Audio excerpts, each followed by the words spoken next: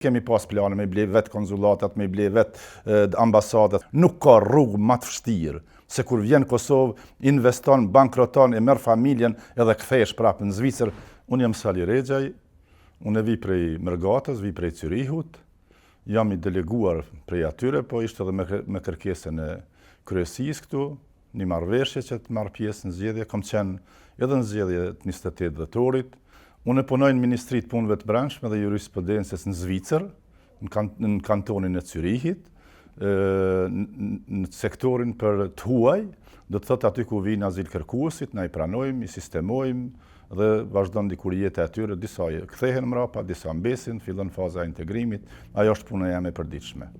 Unë nëse bëhem deputet, çka nuk besoj se të bëhem, të jem sinqert, se Alianca e ka diku 8%, 9%, diku arrim të një numër maksimum, se unë jam pak optimist, të 11-12 deputet, edhe nëse zgjedhem deputet, unë do t'ja lëshoj radhën dikuj që është majri se une. Nave që jemi marrë vesh në vitin 2007, kokat e mençura që kanë qenë atë kohë, kur ka ardha Agim Qeku, ishte kryeministër pak para shpalljes pavarësisë, jemi marrë vesh me rastin e shpalljes pavarësisë, përfundojnë partitë politike në Mërgat, edhe unifikohemi edhe e përkrajmë shtetin e Kosovës. Bile kemi pas plane me ble vetë konzulatat, me ble vetë ambasadat, se kishim pare.